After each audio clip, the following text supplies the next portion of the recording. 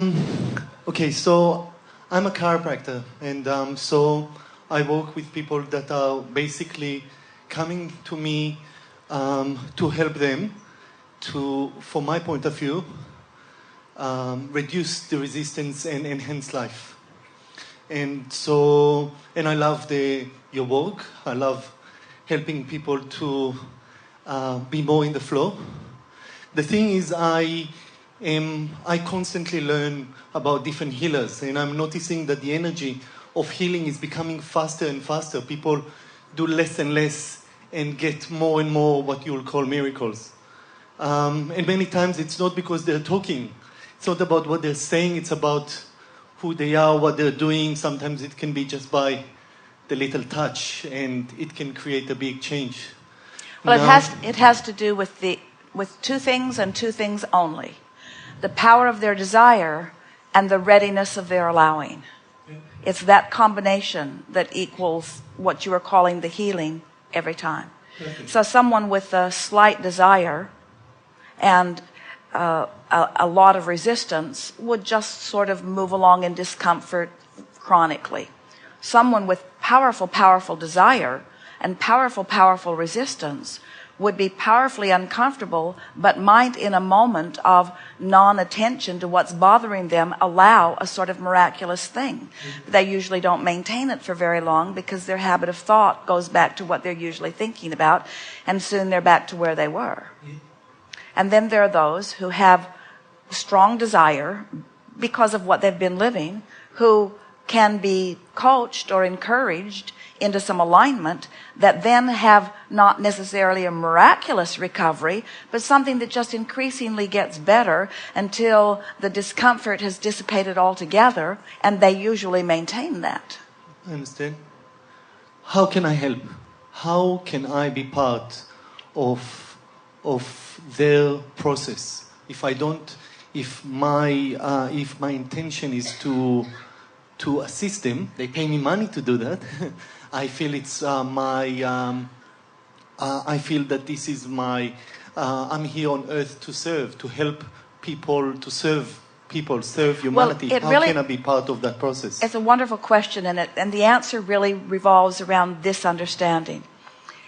If your dominant attention to them is upon the current discord they are feeling and resistance that must be present, and you go to work from that perspective, you help them not at all, or it's slow as it comes along.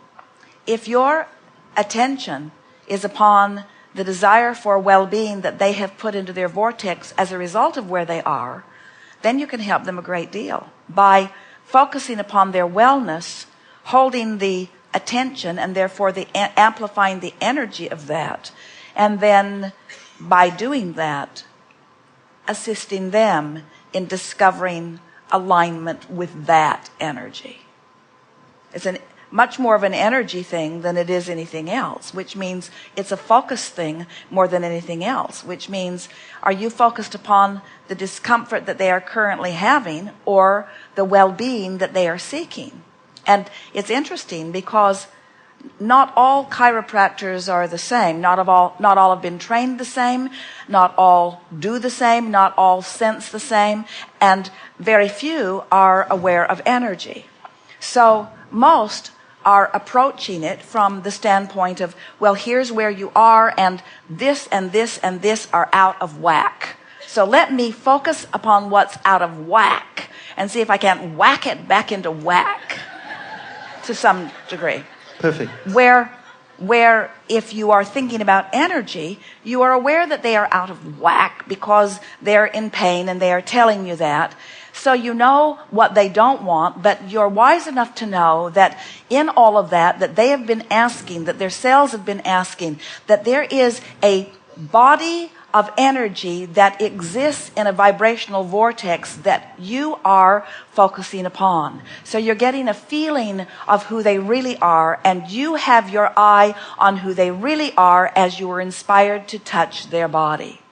So that the inspiration that flows through you is flowing toward the solution, not trying to correct the problem. Yes. It's a whole different energy that flows through you.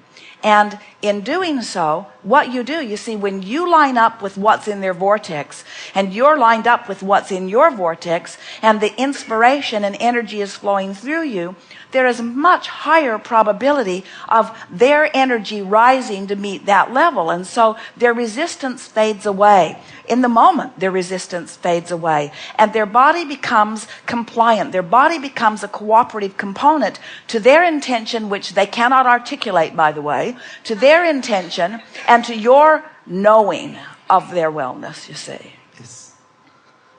So as a matter of fact, I don't actually have to do anything. I can just need to be.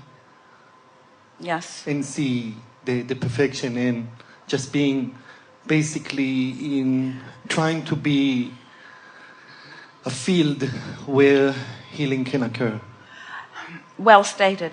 The combination, perfectly stated, however, or in addition.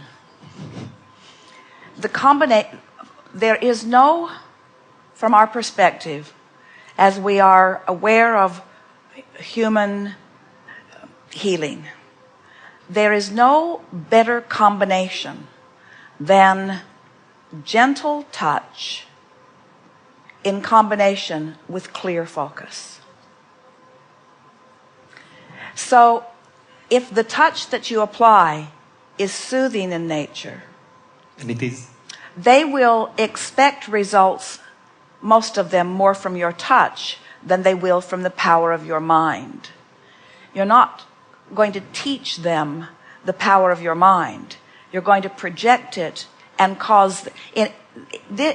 You heard us talking the other day about tending to your vibration and letting your vibration train your vibration upward, letting the vibration of your vortex train your vibration upward. And what we mean by that is the vortex, your vortex, is spinning and calling you, and in the absence of resistance, your vibration must raise. It's the reason that the meditation that we're talking about is about quieting the mind by focusing upon the rhythm of the music, and in the absence of resistance, the vortex trains your vibration upward.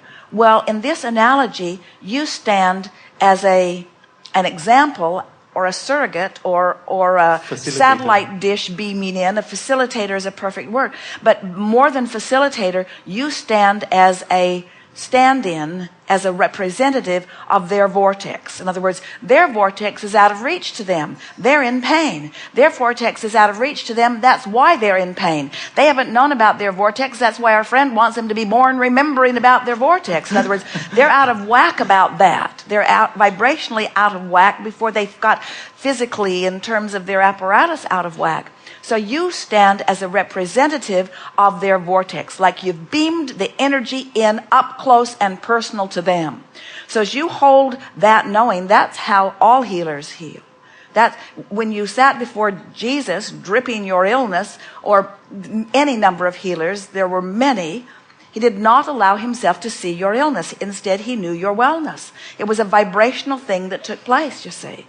But in this day and age, with people coming to you, expecting you to do something about it, as you softly adjust them with your talented understanding of their physical apparatus, in combination with your knowledge of their well-being, it's the perfect combination. The tricky thing is to have your hands on what they consider to be a broken body and not let their opinion of their body win you over. To be able to know their wellness while you're observing their illness is not possible. You have to be oblivious to their illness. You can't have their illness active in your vibration. So as you stand there in your knowing, they'll feel better just knowing you're there. And if we were standing in your physical shoes, you know what words we would offer to them? Help's on the way. Help's on the way. In other words, and let them think by that you mean you, even though what you mean is your cells are calling, the source is flowing. I'm only a facilitator to help you allow the help that was on the way. You see, really good. Perfect. Thank you very much. Thank you.